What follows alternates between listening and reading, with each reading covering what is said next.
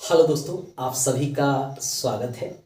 आज हम मुगल वंश के बारे में पढ़ेंगे कि मुगल वंश ने किस तरह भारत में अपनी सत्ता स्थापित किया, जिसमें प्रमुख बाबर के बारे में आज हम पढ़ेंगे, क्योंकि मुगल वंश का संस्थापक बाबर ही था। यह वंश 300 वर्षों तक चला था लगभग, और माना जाता है कि इसमें कई शासक हुए थे और उन्होंने लंबे समय तक शासन किया था। आज हम बाबर के बारे में डिटेल से पढ़ेंगे। बाबर जो है, पानीपत के प्रथम युद्ध में इब्राहिम लोदी को हराया, जो लोदी वंश का था, और 21 अप्रैल 1526 में पानीपत के युद्ध में हराने के बाद दिल्ली के गद्दी पर अधिकार कर लेता है। लेकिन इससे पहले हम जानेंगे बाबर था कहाँ का, कहाँ से भारत में आया और कैसे कैसे इसने युद्ध कर भारत के क्षेत्रों पर कब्जा किया। यह भी जानना हमारे लिए ज़रूरी है। मैप के थ्रू हम इस चीज़ को जानेंगे, डिटेल में जानेंगे। बस हम यही कहेंगे कि आप लास्ट तक इस वीडियो को ज़रूर देखिएगा, ताकि इससे आने वाले सभी प्रश्न आपका क्लियर हो जाए। लास्ट में हम प्रश्नों को भी देखेंगे, किस तरह से प्रश्न पूछे जाते हैं। बाबर जो है वह मुगल साम्राज्य का संस्थापक था। यह फरगना का रहने वाला था। अब पहले एक मैप बना लेते हैं भारत का। देखिए, ये एक छोटा सा हम भारत का मैप बना लेंगे, तो इससे होगा कि हमको मैप के थ्रू पता चलता रहेगा कि कहाँ से कौन शासक आया, कहाँ कहाँ भारत के क्षेत्रों पर कब्जा किया और किस तरह से उसने अपने राज्य का विस्तार किया।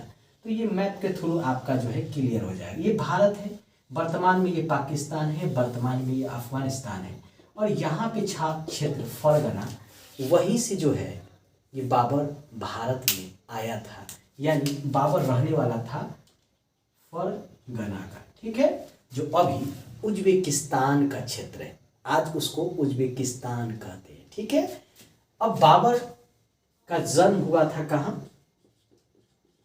जन्म हुआ था फरगना में। कब हुआ था? 1483 ईस्वी में। इसके पिता का नाम था उमर शेख मिर्जा। क्या था? उमर शेख मिर्जा। यह थे इसके पिता उमर शेख मिर्जा, और ये वंश था चगताई वंश, जिसको तुर्क वंश भी कहते हैं। अब तुर्क वंश या चगताई वंश होता क्या, यह भी जान लीजिए। देखिए, चंगेज खां, जिसके बारे में आप जानते भी होइएगा, चंगेज क्या था? मंगोल था, बौद्ध धर्म से संबंधित था। तो वह क्या क्या था कि अपना बहुत सारा क्षेत्र विस्तार किया, चाइना को जीता, भारत के सीमा तक उसका था, उसने यूरोप तक के क्षेत्रों को जीता। तब उसके पुत्र भी थे चंगेज खां के।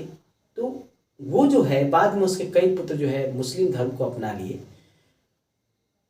तो उसी वंशज का माना जाता है बाबर के माता पिता और बाबर।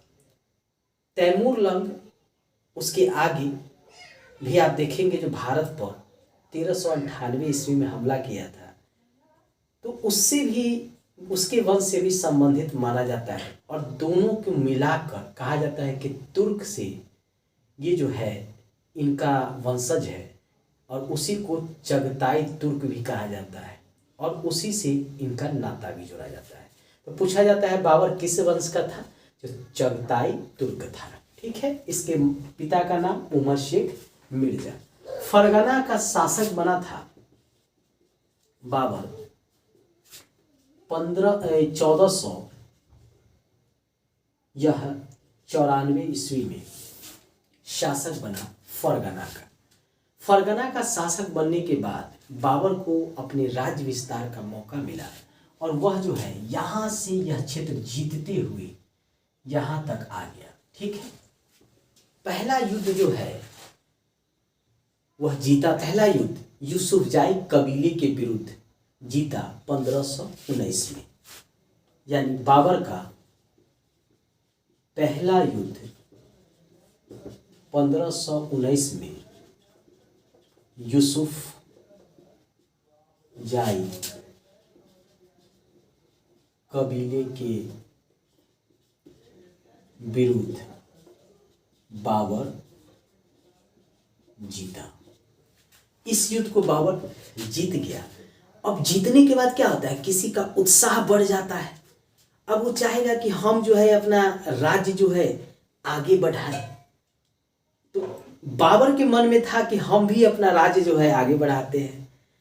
अब उसने क्या किया कि अपना जो है आगे जो है गोल सेट करने लगा। जैसे हमको गोल करना होता है तो हम अपना एम सेट करते हैं कि इस बार हम छक्का मारेंगे, इस बार हम चौका मारेंगे, यानी इस बार हमको इस एग्ज़ाम को क्लिक कर जाना है। अगर हम एसएससी दे रहे हैं तो इस बार इसको निकाल देना है। अगर हम बिहार पुलिस दे रहे हैं तो इस बार निकाल देना है। अगर कोई पुलिस दे रहे हैं तो इस बार दरोगा बनना है तो इस बार जो है हमको दरोगा बन जाना है। रेलवे में जाना है तो इस बार बन जाना है। तो उसी तरह बाबर ने अब सेट किया कि हमको जो है अब इधर जो है अपना क्षेत्र का विस्तार करना है। इसके कारण भी थे। फरगना में जो बाबर के चचेरे भाई थे उसने इसको वहां से भगा दिया था। अब बाबर के पास ये क्षेत्र तो बचा नहीं, जा नहीं सकता था। तो सोचा कि क्यों नहीं हम इधर जो है भारत की तरफ बढ़ते हैं, क्योंकि इधर के शासक जो है आपस में ही लड़ते मरते थे। इसका बाबर को ज्ञान था, पता था उसको। यहाँ दिल्ली की गद्दी पे बैठा था इब्राहिम लोदी, जो लोदी वंश का था, और उसको अपने चाचा से नहीं पड़ता था, दौलत खान लोदी, जो पंजाब का शासक था। और नीचे में राजस्थान में था मारवाड़, वहाँ का राणा सांगा, उससे भी इब्राहिम लोदी को नहीं पड़ता था। तो राणा सांगा और जो है दौलत खान लोदी ने बाबर को संदेश भेजा कि आप जो है इब्राहिम लोदी के खिलाफ जो है युद्ध कीजिए, हम आपका साथ देंगे। बस बाबर को तो एक मौके की तलाश थी। वो मौका बाबर को मिल गया और हो गया पानीपत का प्रथम युद्ध। तो पानीपत का युद्ध जो है यह इसका दूसरा युद्ध था। ठीक है, जो हुआ था 21 अप्रैल 1526 इब्राहिम लोदी को हराया। ठीक है, कौन? बाबर जीता। इस युद्ध में बाबर को सहयोग कौन कौन दिया था? सहयोग कौन कौन दिया था? पंजाब के शासक दौलत खान लोदी, और दूसरा जो है मेवाड़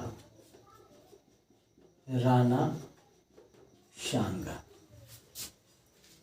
इस दोनों ने इसको साथ दिया था बाबर को, जिसके कारण पानीपत का युद्ध जो है दिल्ली में हुआ था यहीं पे। और ये जो है पानीपत का युद्ध जो है बाबर जीत गया। इसी युद्ध में जो है तुगलमा युद्ध पद्धति का भी इसने प्रयोग किया था। सैनिक कुशलता का भी इसने प्रयोग अच्छे ढंग से किया। इसके जो घुड़सवार तीरंदाज जो घोड़े पर चढ़कर तीर चलाते थे, वह भी जो है इस युद्ध में कुशल तरीके से लड़े, जिसके कारण बाबर की जीत हो गई। अब बाबर का मन जो है वह उत्साह से भर गया कि अब अगला टारगेट है कि जो भी भारत में जो क्षेत्र है उस सभी को जीत लेना है और अपना राज्य जो है और विस्तार करना है। बाबर जो है पंजाब का क्षेत्र भी जीत लिया था, दौलत खान लोदी को हरा के। फिर दिल्ली, अब बचा था राणा सांगा मेवाड़। कहा कि बस इसको भी अब हम हरा ही देते हैं। बस मेवाड़ का जो है युद्ध जो है इसने शुरू कर दिया राणा सांगा के विरुद्ध। तो बाबर का दूसरा युद्ध हो गया। तीसरा युद्ध खानवा का युद्ध हुआ। तीसरा युद्ध कौन था? 1527 में खानवा का युद्ध राणा सांगा हारा, बाबर जीता। अब ये यहाँ राणा सांगा का था। बकलोलवा जो है बाबर को पता था कि ससुराल मजबूत है, और उसको जो है इब्राहिम लोदी को विरुद्ध जो है उसको सहयोग किया कि हम आपका सहयोग करेंगे। अब आएगा तो बकलोलवा को छोड़ता, बोला कि अच्छा हम ही को तुम बुलाया था न रे फरगना से, अब तोरो से युद्ध करेंगे, तोरो क्षेत्र पे कब्जा करेंगे। मतलब घर का भेदी लंका डाहे। एक तो इब्राहिम लोदी का जो है चाचा दौलत खां लोदी जो है घर का भेदी था, उसने पूरा इब्राहिम लोदी की कमजोर पक्ष को बाबर को बता दिया, जिससे इब्राहिम लोदी हार गया। और दूसरा ही घर का भेदी जो लंका डाहे राणा सांगा, यह इब्राहिम लोदी से बदला चुकाना चाहता था, अब बाबर का सहयोग किया था। खानवा के युद्ध में अपने हार जाता है। इसी में बाबर जो है जिहाद का नारा दिया था। ठीक है, नारा क्या किया था? जिहाद का दिया था। और तमंगा नामक कौर मुसलमान पर से हटाया। एक तमंगा नामक कर था, उसको भी बाबर जो है हटा दिया, क्योंकि उसको चाहिए था भारत में भी जो मुसलमान है उसका भी सहयोग। बाबर चालाक था, हिंदू से मुसलमान को तोड़ना चाहता था, गैर हिंदुओं से मुसलमान को तोड़ना चाहता था। बस दे दिया जिहाद का नारा, मिल गया मुसलमान का सहयोग, बाबर जीत गया। अब इसमें जो है ये बार बार पूछता है कि कौन सा कर हटाया था? तो तमंगा। उसके बाद क्या दिया था? जिहाद का नारा। और इसी युद्ध को जीतने के बाद बाबर ने गाजी की उपाधि धारण की थी। उपाधि धारण क्या किया था?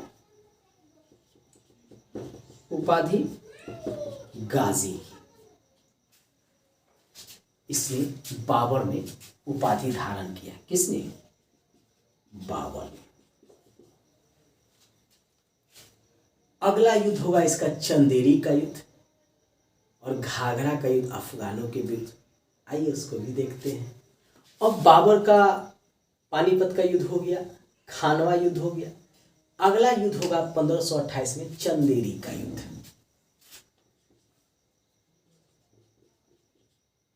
चौथा युद्ध कौन सा है? चंदेरी का युद्ध 1528 ईस्वी में। इसमें मेदिनी राय हारा और बाबर जीता। कहा जाता है कि मेदिनी राय जो है इब्राहिम लोदी का सहयोग किया था और उसी का बदला बाबर लेना चाहता था।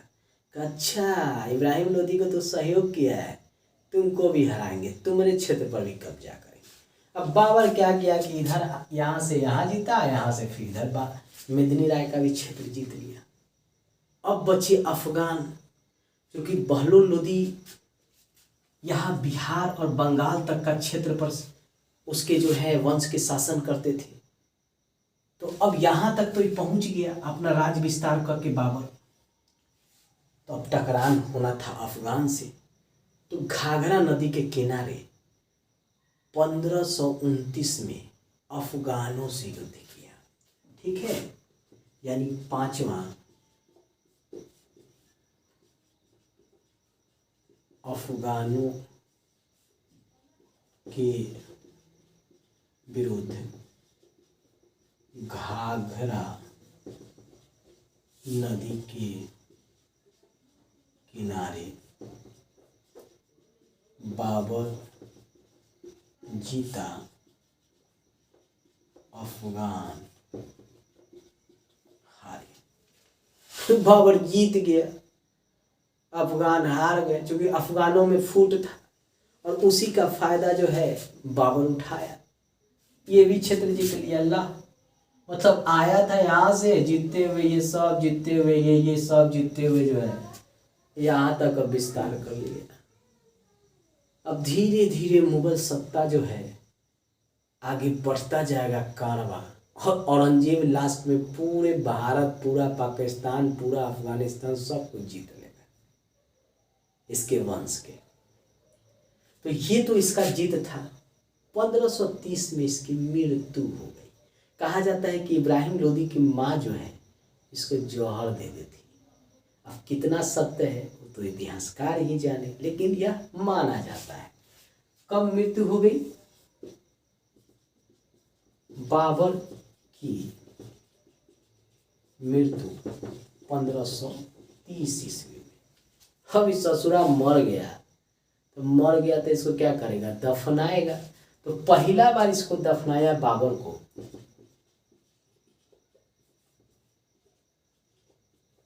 प्रथम बार आगरा में। अब मरने से पहले भी इसकी ख्वाहिश थी कि भैया हमको इधर उधर मत दफनाना, हमको काबुल में जाके लेके दफनाना। अब हुमायूं जो था इसका पुत्र था, 4 पुत्र थे बाबर के, हुमायूं, कामरान, अस्कनी और हिंदा। तो हुमायूं बड़ा पुत्र था, उसने आनंद फानन में इसको आगरे में दफना दिया, जो अभी यूपी में पड़ता है। ठीक है, ये सब क्षेत्र यहाँ पड़ता है आगरा। लेकिन इसकी इच्छा थी कि भैया हमको आप जो है दफनाइएगा काबुल में, जहाँ से हम आए हैं। फिर हुमायूं का अच्छा रुको बापू, रुको मेरे पिताजी, आपको फिर उखाड़ के हम दफनाते हैं आगरा में, आगरा से जो है काबुल। तो फिर जो है दूसरा बार इसको दफनाया गया। दूसरी बार कहाँ? काबुल में। ठीक है, क्योंकि बाबर खुद चाहता था कि हमको काबुल में दफनाया जाए। इसका बड़ा बेटा ही मुगल सल्तनत का शासक बना 1530 में। ठीक है, तो बाबर का बड़ा बेटा हुमायूं क्या बनेगा? शासक बन गया हुमायूं। कब? 1530 में आगरा में ही। ठीक है, आगरा में ही इसका पहला ताजपोशी हुआ था। मरने से पहले बाबर ने एक पुस्तक लिख दिया था तुर्की में, तुर्कान ए बाबरी, तुर्कान ए बाबरी, जिसको बाबर नामा भी कहा जाता था। यह लिखा था बाबर द्वारा तुर्की भाषा में। बाबर तुर्क का रहने वाला था, तो सीधी सी बात है तुर्की भाषा जानेगा। तो इसने कहा रुक रे, हम एगो बुक को लिख देते हैं, एगो पुस्तक को लिख देते हैं, अपनी जीवनी लिख देते हैं कि कैसे कैसे हम बुरे वक्त से अच्छे वक्त में आए और अपने राज्य का विस्तार किए। सब चीज तुर्कान बाबरी यानी बाबरनामा में लिखा हुआ है। एग्जाम में पूछता है कि बाबरनामा किस भाषा में लिखा गया है? तो तुर्की भाषा में लिखा गया है। इसको आप याद रखिए। अब ये एक संत से भी संबंधित था, नक्शबंदी सूफी संत से। बाबर जो है नक्शबंदी सूफी संत से संबंधित था। ठीक है, तो बाबर से जो संबंधित जो मोस्ट इंपॉर्टेंट फैक्ट है उसको आपके सामने हम लेकर चले आए। और बाबर से क्वेश्चन कैसे पूछेगा आइए उसको भी जानते हैं। फिर नेक्स्ट वीडियो में हम हुमायूं और अकबर को भी पढ़ेंगे। क्वेश्चन पूछेगा कि मुगल वंश के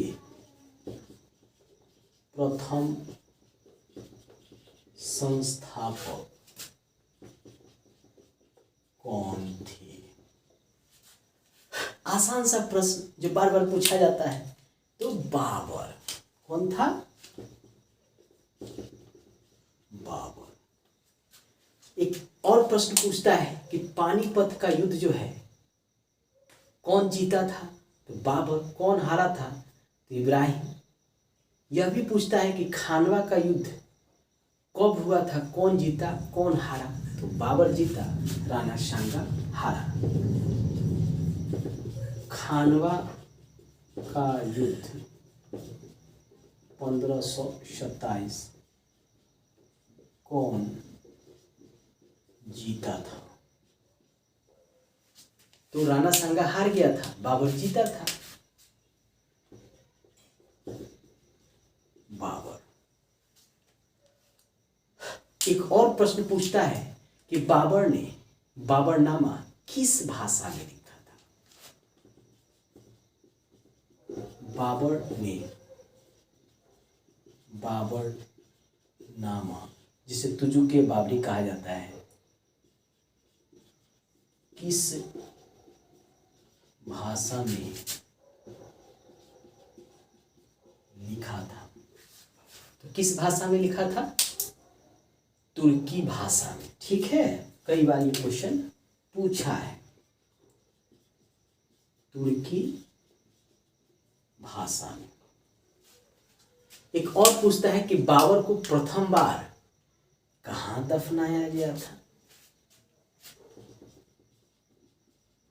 बाबर को प्रथम बार कहां दफनाया गया था? कहां दफनाया था? आगरा में। ठीक है, तो इसका उत्तर होगा क्या? आगरा। बाबर को दूसरी बार कहां दफनाया गया? तो काबुल में। बाबर को